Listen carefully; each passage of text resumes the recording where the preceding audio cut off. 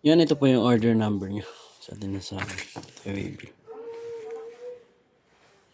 Yung order niya sa atin na Django Junior Mahogany. Yan, basic setup ni Vin. Check natin yung Actionite naman.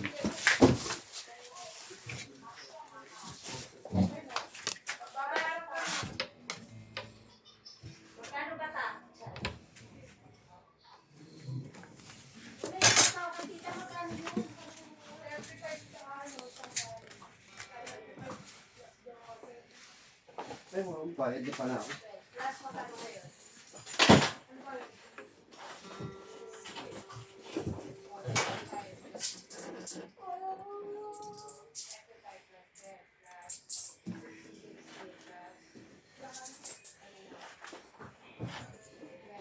Test natin yung tuner.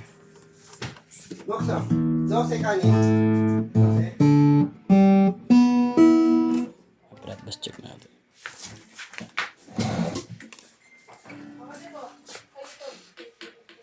Yung.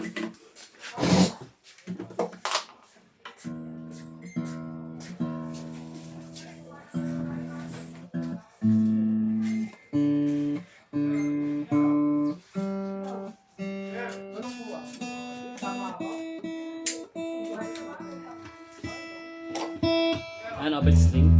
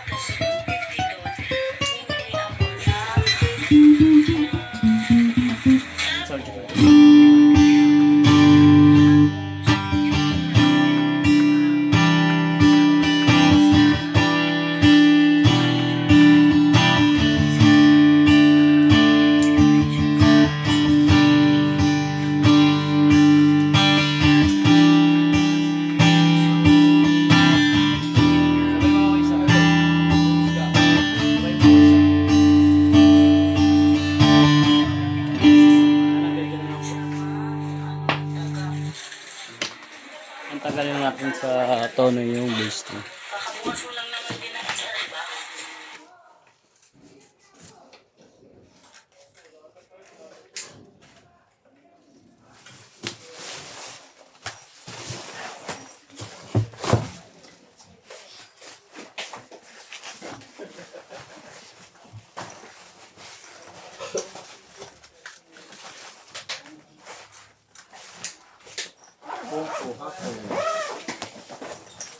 May madami ginagawa.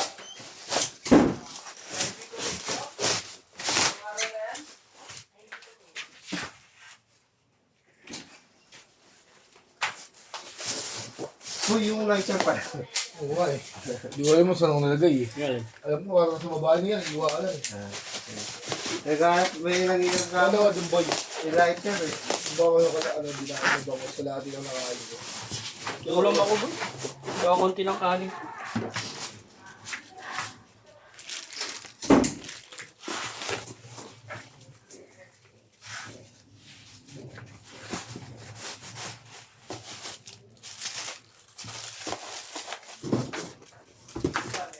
Pero yung ulo ko, yung ulo yun.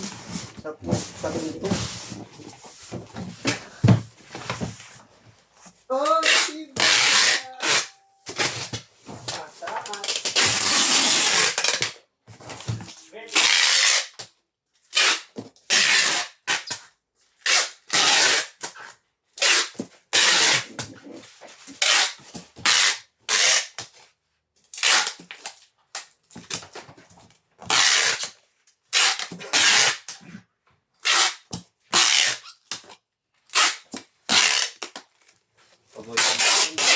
Isang red. Wala yung hito. Ayaw mo tayo. Ipabili pa akong kanin eh. Sige, kain ka na. Kapatid dito ka galing, baka ano, walangin ako.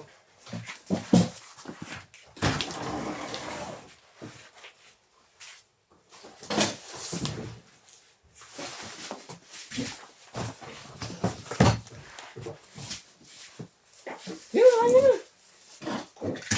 Tatlo lang naman kayo dito.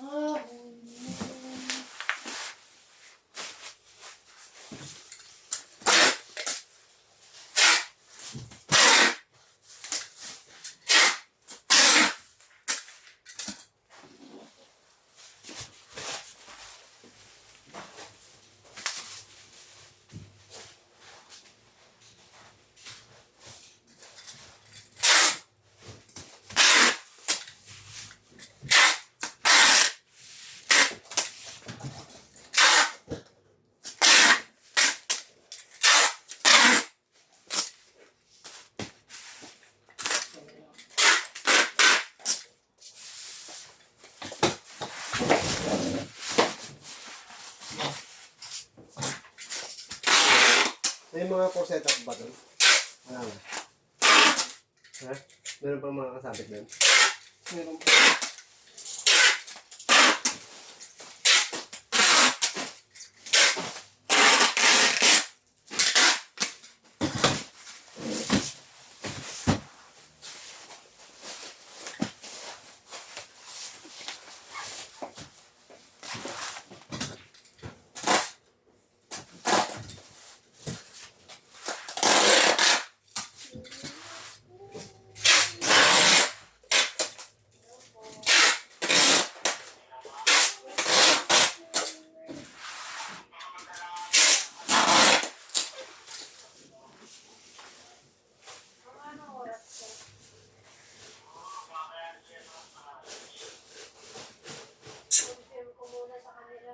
Second line of defense. Nagpatuloy na sa pag-abante ang mga flame spine na halimaw na pinakakinakatakutan ng anumang lungsod. Nagbigay na ng utos sa mga na magsihanda na raw ang lahat. Kailangan nilang makipaglaban kundi ay uubusan sila ng mga lumusunod na halimaw. Sinabihan ni Commander in Chief Juan Feng ang lahat ng mga war god level power samahan daw siya ng mga ito sa kanyang pakikipaglaban, sabay-sabay na raw nilang pigilan ang nagaganap na monster storm. Umakto nga ng mga war god level ng ito, pero nadismaya sila sa kanyang paghahanda ni Juan Feng. Pinagaya nga raw nito kanina na makakaya ng mga reinforcements defensive devices na pigilan ang mga halimaw. Bakit nga raw sila aasa sa makinarya gayong kaya nilang makipag-ibig? Wala nga raw silang dapat kataon. Hindi naman nalalayo ang puwersa ng Jinhai City kumpara sa lakas ng Imperial Capital. Nagawang makaatake ng isang malaking pero nagulat ito nung lumubog sa katawan ng ang ginamit ng sandata. Nagkaroon ng maraming pinsala sa bungad ng lungsod nung pakawala na ng mga flame spine turret.